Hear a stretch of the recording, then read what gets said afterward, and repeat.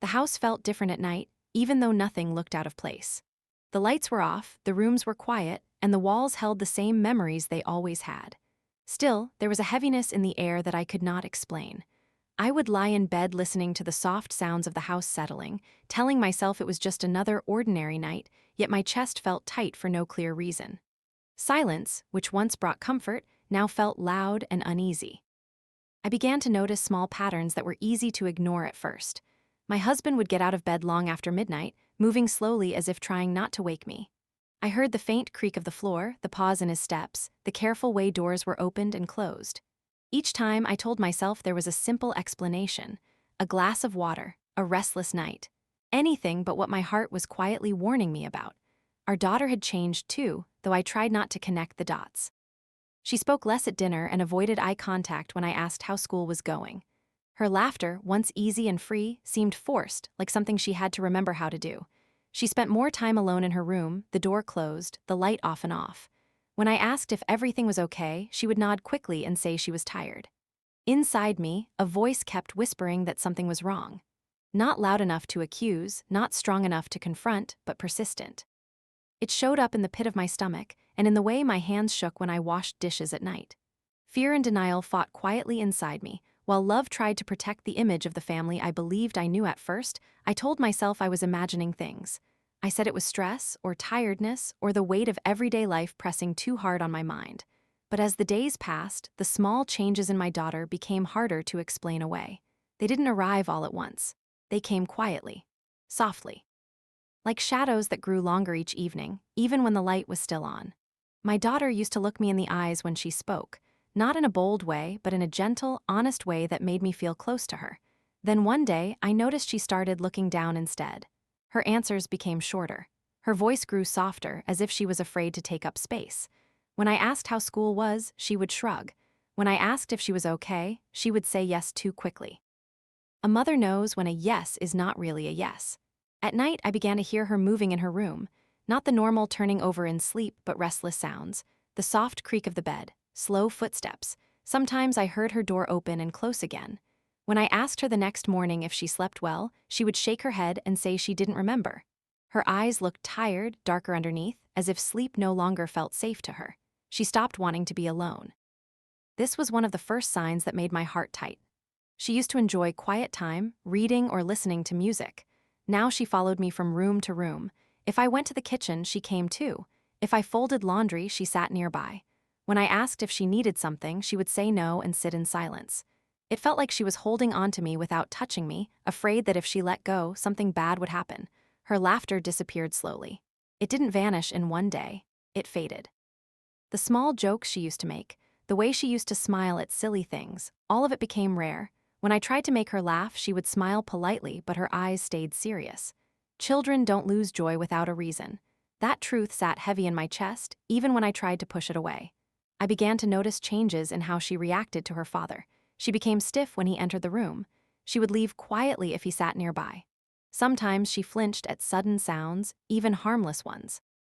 If he spoke to her, she answered quickly and walked away. There was distance there, a wall I could not see but could feel. When I brought up my concerns, even gently, my husband became defensive. Too defensive. I would say something small like, "She seems tired lately," and he would snap back that teenagers are always tired. If I mentioned her mood, he said I was worrying too much. He told me I was being dramatic. He told me to stop filling my head with nonsense. His words were sharp, but his eyes avoided mine.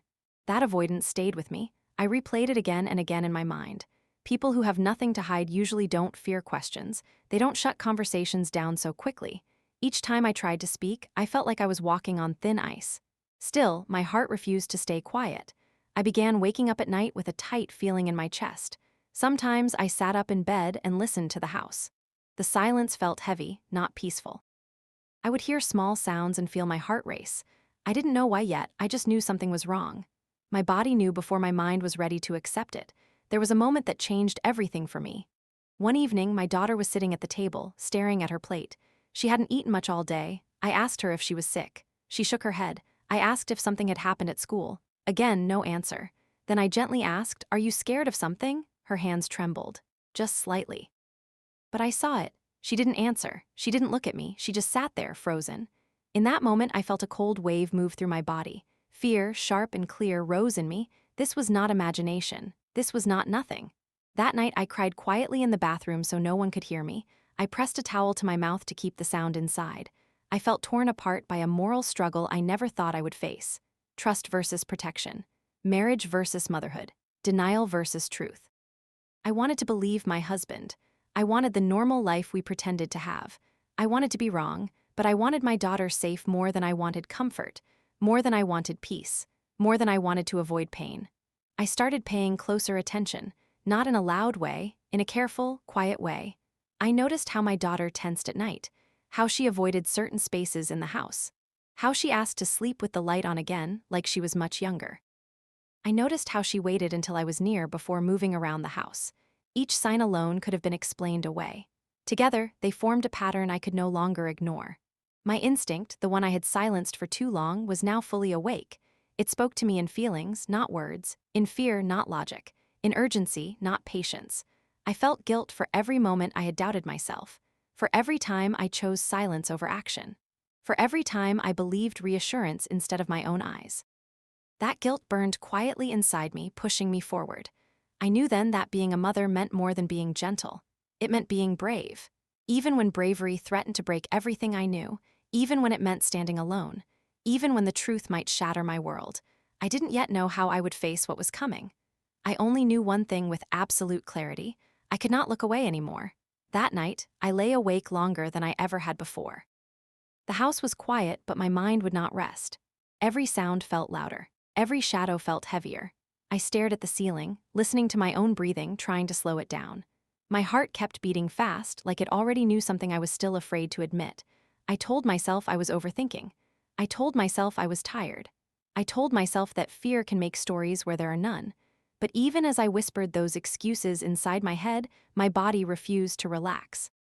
I thought about my daughter as a baby, how she used to curl her fingers around mine, how she trusted me without question. I remembered the promise I made to myself the day she was born, a promise spoken without words, that I would protect her, that I would always be her safe place. Lying there in the dark, I felt that promise pressing against my chest, heavy and demanding. It was asking me what I was going to do now. The guilt came next. It always did. What kind of mother even thinks these thoughts? What kind of wife doubts her husband like this? I felt ashamed for letting suspicion grow inside me. I had built a life on trust. We had shared years, laughter, struggles, ordinary days that felt solid and real. To question that felt like tearing down my own home from the inside. I wondered if I was betraying him just by allowing the thought to exist. But then another thought followed, quieter but stronger. What kind of mother ignores the fear when it comes? What kind of mother chooses comfort over certainty? That question stayed with me. It did not accuse me. It simply waited. The next morning, I watched my daughter from the kitchen doorway as she ate her breakfast. She moved slowly, like every small action took effort. Her shoulders were tense. She barely touched her food. When she stood up, she flinched as if she had forgotten I was there. She gave me a small smile, one that did not reach her eyes, and said she was late. The door closed behind her, and the silence that followed felt too big for the room. I stood there for a long time, my hands resting on the counter. I could feel them shaking. I pressed them flat, grounding myself in the cool surface. This was not nothing. This was not imagination. Something was happening in my home, and pretending otherwise was starting to feel like a choice. A dangerous one. All day, my thoughts went in circles. I tried to distract myself with chores. I folded laundry that was already folded. I wiped clean surfaces that were already spotless. I kept checking the clock, counting the hours until evening, even though I did not know what I was waiting for. Every time I thought about confronting my husband, my stomach tightened. I pictured his confusion, his anger, his denial. I pictured myself apologizing, embarrassed if I was wrong. But then I pictured my daughter again. Silent, withdrawn, carrying something she did not know how to name. That image cut through every other fear. By afternoon, the house felt like it was closing in on me. I sat on the edge of the bed, my hands clasped together, staring at the floor.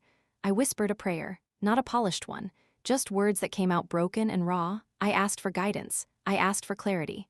I asked for the strength to do the right thing, even if it scared me, especially if it scared me. I thought about the meaning of courage. It was not loud. It was not dramatic. It was quiet and lonely. It was sitting with fear and choosing to move anyway. Courage, I realized, did not come from certainty. It came from love, from the kind of love that puts someone else's safety above your own comfort. The decision did not arrive all at once. It formed slowly like dawn. At first, it was just a thought I pushed away. Then it became a possibility. Then it became something I could no longer ignore. I needed to know the truth, not to accuse, not to destroy, but to protect. To be sure, my hands trembled when I stood up. I felt sick, like I might faint. I told myself to breathe in and out, slowly. Each breath felt like a small act of bravery. I moved through the house carefully as if the walls themselves were listening. Every step felt heavy, final. I was crossing a line and I knew there would be no going back. As I prepared myself, doubt returned again and again. What if I was wrong?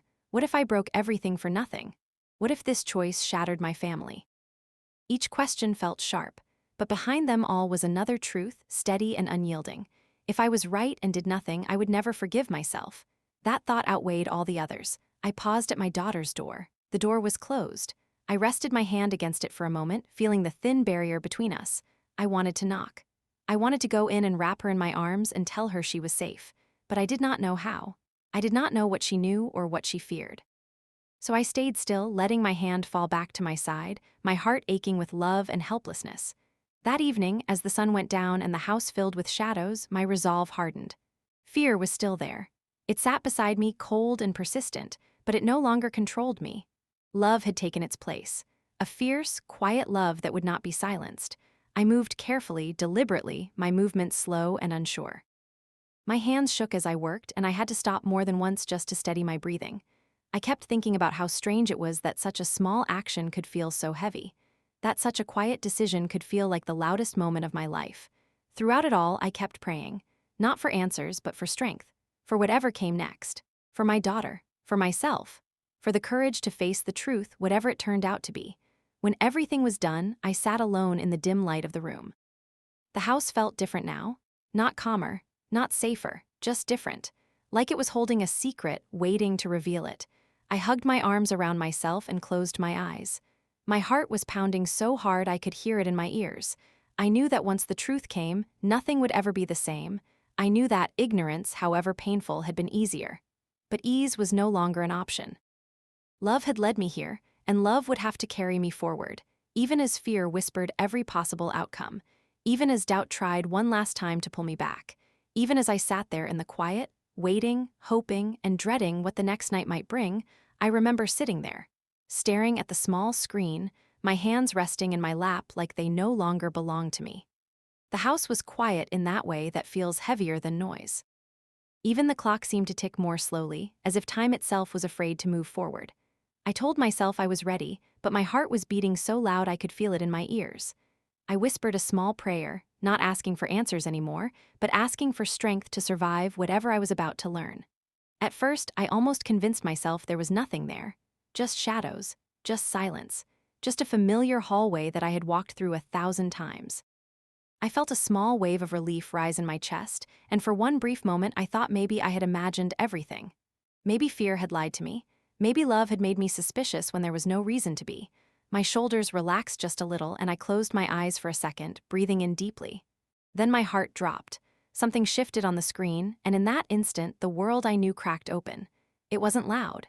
It wasn't dramatic. That was the most terrifying part. It was quiet. Ordinary, familiar. And suddenly, everything I had tried so hard not to believe stood right in front of me. My chest tightened so sharply that I thought I might faint. I couldn't breathe properly. I felt frozen, like my body had turned to stone while my mind raced in panic. I didn't scream. I didn't cry.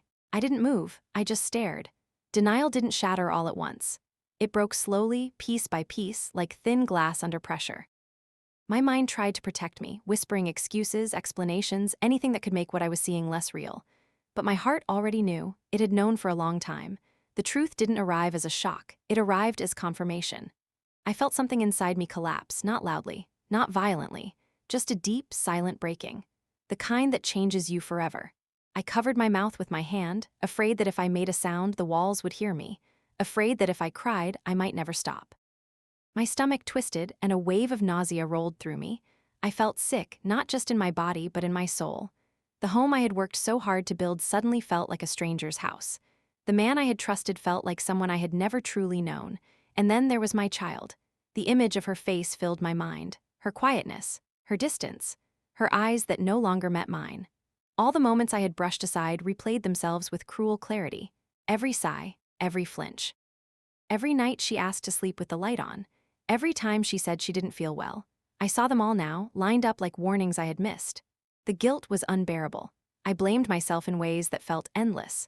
I asked myself how I could have lived under the same roof and not known, how I could have trusted so deeply, how I could have let routine and comfort blind me. My heart screamed accusations at me, telling me I had failed the one person I was meant to protect above all else. But beneath that guilt, something else began to rise. Anger didn't come first. Strength did. It came quietly the way dawn arrives after the longest night. I felt it settle in my chest, steady and unshakable. I realized that collapsing would not help my daughter. Falling apart would not protect her. Whatever I felt, whatever pain was tearing through me, I would carry it later. Right now, I had a responsibility greater than my heartbreak. I turned the screen off. Not because I didn't believe what I had seen, but because I had seen enough. The truth had revealed itself, and it could not be unseen. I sat there in silence, my hands trembling, my breath shallow. Tears finally fell, slow and heavy, dropping onto my lap one by one. I didn't sob, I didn't wail. I cried the way people cry when they are holding themselves together with sheer will. I stood up slowly, as if afraid sudden movement might shatter me. The house felt different now. The walls felt closer. The air felt heavier. Every sound echoed louder than it should have. I walked to the kitchen and poured myself a glass of water, my hands shaking so badly that some of it spilled onto the counter. I watched it drip down, thinking how strange it was that life continued so normally when everything inside me had changed. I thought about confrontation. Then I pushed the thought away. This was no longer about arguments or explanations. This was about safety, about protection, about making sure my child never had to carry this alone. I knew, deep in my bones, that my role as a mother had shifted in that moment. I was no longer just a caregiver or a comfort. I was a shield. I went to my daughter's room and stood at the door for a long moment, listening to her breathe. She was asleep, unaware that the world had just tilted. I watched her chest rise and fall, and my heart broke all over again. She looked so peaceful, so innocent, and the contrast between that and what I now knew almost brought me to my knees. I didn't wake her. Instead, I made a silent promise. I promised that she would never feel unprotected again. I promised that I would choose her, no matter the cost. I promised that I would face whatever came next with a strength I didn't know I had until that moment. I promised that fear would not make my decisions for me anymore. That night, I didn't sleep. I sat in the darkness, thinking about the life I thought I had and the life I was now stepping into. I understood something then that I had never truly understood before. Truth doesn't just reveal pain. It demands action. It strips away comfort and replaces it with responsibility. And once you see it, you can never go back to pretending. By morning, I was no longer the woman I had been the day before. The denial was gone. The confusion was gone. What remained was a clear, steady resolve rooted in love stronger than fear, stronger than betrayal, stronger than anything else that stood in my way. The moment I understood that my child was not safe, something inside me changed forever. It was not loud. It was not dramatic. It was quiet and firm, like a door closing behind me. Fear was still there, but it no longer controlled me. Love took its place. A mother's love has a way of standing up when everything else falls apart. I knew I could not freeze, I could not pretend, I could not wait for the pain to pass. My first duty was clear. I had to protect my daughter. I went to her room slowly, as if the air itself might break if I moved too fast. She was sitting on her bed, knees pulled close to her chest, eyes fixed on nothing. The light from the hallway fell across her face, and I saw how tired she looked. Not just sleepy. Worn, like a child who had been carrying something too heavy for too long. I sat beside her, close enough for her to feel my presence, but not so close that she would feel trapped. I wanted her to know she had space. I wanted her to know she was safe. I did not ask questions. I did not demand answers. I simply put my hand near hers and waited. Silence can be kind when it is patient. After a while, she looked at me just for a second and then looked away again. That small glance told me everything. She knew that I knew. And in that knowing, something softened between us. I told her in the calmest voice I could find that she was not in trouble. I told her she had done nothing wrong. I said it again, slower this time, because children need to hear the truth more than once. I told her I loved her more than anything in this world. I told her my job was to keep her safe, and that I was going to do exactly that. My voice shook, but my words did not. She did not cry right away. Sometimes tears come later. Sometimes they wait until it feels safe to fall apart. She leaned into me just a little, like someone testing the ground after a long storm. I wrapped my arms around her, gentle and steady. I did not squeeze. I did not rush. I just held her, breathing slowly, letting her feel the rhythm of calm. That night, I made sure she was never alone. I stayed with her until she fell asleep. I listened to her breathing, counting each rise and fall of her chest like a promise. I locked doors. I turned on lights. I moved through the house with a clarity I had never felt before. Fear was still there, but it no longer paralyzed me. It guided me. It sharpened my focus. The next step was harder, but just as necessary. Protection is not only about comfort. It is about action. Quiet, steady action. I knew I could not handle this alone. Silence had already done enough damage. I reached out to someone I trusted, someone whose voice felt solid when the ground beneath me felt weak. Saying the words out loud felt like lifting a stone off my chest, even though it hurt to breathe afterward. I watched my daughter closely during those days. I paid attention to the small things, the way she flinched at sudden sounds, the way she stayed close to me in public places, the way she asked simple questions that carried heavy meaning. I answered her with honesty, but also with care. I did not give her more than she could carry. Children heal best when they are not forced to understand everything at once. We created new routines together. Simple things, morning walks, shared meals, quiet evenings with soft music playing in the background. These moments were not meant to erase what had happened. They were meant to remind her that safety could exist again, that her world was not only pain, that there were still places where she could breathe. There were moments when the weight of it all threatened to pull me under. Late at night, when the house was quiet, my thoughts would circle back. I would feel anger rise, sharp and hot. I would feel grief settle in my bones. I allowed myself to feel these things, but I did not let them spill over onto her. My pain was mine to carry. Her healing was my priority. When she finally spoke, it was not in a rush of words. It came in pieces. A sentence here, a pause there. I listened without interrupting. I did not question her memory. I did not correct her feelings. I believed her. Belief is one of the strongest forms of protection a child can receive. I made sure she saw it in my eyes, heard it in my voice, felt it in the way I stayed present. I told her she was brave, not for what she endured, but for speaking at all. I told her she could stop talking anytime she wanted. I reminded her that healing does not follow a straight line. Some days would feel lighter. Others would feel heavy again. All of it was normal. All of it was allowed. Seeking help was not a sign of weakness. It was a continuation of protection. I learned that strength sometimes looks like asking for support, like admitting you cannot carry everything on your own. I chose people and places that centered my daughter's well-being. I asked questions. I took notes. I stayed involved. I made sure she was never treated like a problem to be fixed, but like a person to be cared for.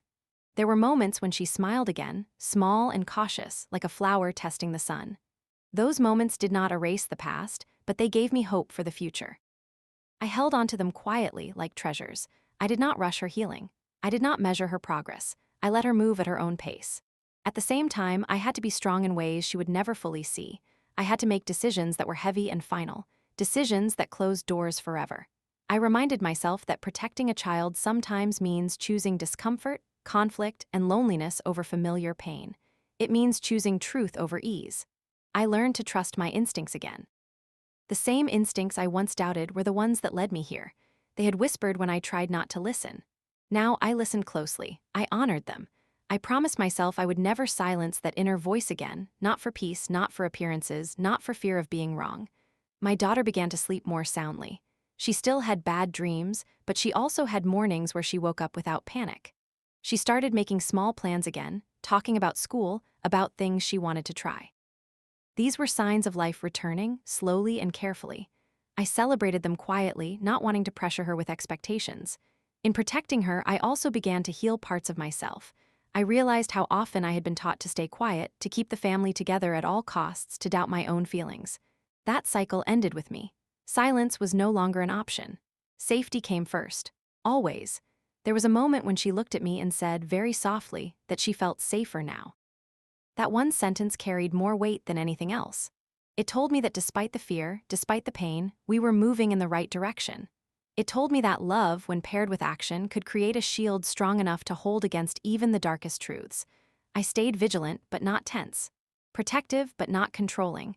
I wanted her to grow into her strength, not live inside my fear. So I watched, listened, and adjusted. I learned alongside her. I reminded her again and again that her voice mattered, that her body belonged to her, that her feelings were real. Breaking the cycle of silence did not happen all at once. It happened in choices, in conversations, in moments where I chose courage over comfort. Each choice built a safer world for her, piece by piece. I knew the road ahead would still be long. Healing is not quick. Justice is not simple. But I also knew this. My daughter was no longer alone, and she never would be again. The days after everything came into the open felt slow and unreal, as if time itself had decided to move more gently around us. The house was quieter than before, not because of fear, but because we were learning how to breathe again. I watched my daughter sleep some mornings, just to reassure myself that she was safe. Her chest rose and fell in a steady rhythm, and in that simple motion, I found a small piece of peace. I told myself again and again that we had survived the worst moment, and now our work was to heal. Healing did not arrive all at once. It came in small steps, in pauses, in moments when we chose kindness over panic. Some mornings were heavy, and getting out of bed felt like lifting a weight I could not see. Other mornings were lighter, and I felt hopeful without knowing why. I learned to accept both kinds of days without judging myself. I learned that strength does not mean feeling brave all the time. Strength means continuing, even when your heart is tired. My daughter and I began to rebuild a sense of safety together. We changed small things in the house, not because we were afraid, but because we needed new signals of comfort. We moved furniture, opened windows, let sunlight into rooms that had felt closed for too long. At night, I sat with her until she fell asleep. I did not rush those moments. I let silence sit between us when words were hard to find. Sometimes I held her hand. Sometimes we just listened to the sound of the fan or the distant traffic outside. I paid close attention to her needs, but I also listened to what she did not say. Some days she wanted to talk, other days she wanted space. I learned to respect both. I reminded her gently that she did not have to be strong for me. I told her she was allowed to feel confused, angry, or numb. I told her many times that none of this was her fault. Each time I said it, I meant it more deeply than before. I also had to care for myself, even when guilt told me I did not deserve it. I realized that if I broke down completely, I would not be able to help her, so I found support where I could. I spoke to professionals who understood how trauma lives in the body and the mind. I asked questions I had never imagined asking. I listened, even when the answers were painful. With every conversation, I felt less alone. There were moments when memories returned without warning. A smell, a sound, a certain time of day could bring a wave of sadness or anger. When that happened, I learned to pause. I placed my feet on the floor. I took slow breaths. I reminded myself that we were safe now. I reminded myself that the truth, as devastating as it was, had also set us on a path toward protection and justice. My daughter began to show signs of herself again in quiet ways. She laughed at something small on television. She asked to bake together one afternoon, and the kitchen filled with the familiar smell of sugar and warmth. These moments did not erase what had happened, but they reminded us that joy could still exist beside pain. We did not force happiness. We allowed it to return naturally, at its own pace. Trust was something we rebuilt carefully, not just trust in others, but trust in ourselves. I learned to trust my instincts, the same instincts that had whispered to me when something was wrong. I told my daughter that her feelings mattered, that her voice mattered. I encouraged her to speak when she felt ready and to rest when she was not. Over time, she began to believe that her world could be safe again. There were nights when I cried alone after she had gone to bed. I cried for the innocence that had been taken and for the version of our family I once believed in. I allowed myself to grieve those losses. I learned that grief does not weaken love, it deepens it. Each tear was a reminder of how fiercely I cared and how far I would go to protect my child. As weeks turned into months, our routine became steadier. Appointments, school, meals, and quiet evenings slowly formed a new normal. It was not the normal we once had, but it was honest. It was built on truth instead of denial, and that made all the difference. I felt proud of my daughter, not because she was unbroken, but because she was healing. I also felt a responsibility to speak, even if only in gentle ways. I learned how important it is to believe children when they show signs of distress. I learned that silence protects harm, not families. I began to understand that awareness, when shared with care, can save others from the same pain. This knowledge did not make me bitter. It made me purposeful. Motherhood changed for me after that. It became deeper, quieter, and more deliberate. I listened more. I assumed less. I trusted my inner voice, even when it asked hard questions. I understood that love sometimes means acting before you feel ready and choosing discomfort over regret. I carried that lesson with me every day. My daughter and I talked about the future in small pieces: school plans, simple dreams, ordinary hopes. We did not rush ahead. We stayed present. We focused on building a sense of safety that could travel with her wherever she went. I reminded her that healing is not a straight line. There would be good days and difficult ones, and both were allowed. In the quiet moments, I felt gratitude for the strength we had found together. Not loud strength, not dramatic strength, but the steady kind that shows up every morning and chooses care. The kind that keeps going even when the past still aches. The kind that holds space for pain without letting it define the future. I learned that healing does not mean forgetting. It means remembering without being controlled by the memory. It means choosing life again and again, even when life has shown its darkest side. It means believing that light can return slowly through patience and love. Today, when I look at my daughter, I do not only see what she has endured, I see her courage. I see her resilience. I see the person she is becoming, shaped not only by pain, but by the care and protection that followed it. And when I look at myself, I see a mother who listened, who acted, and who refused to stay silent. We are still healing. We may always be, but we are healing together.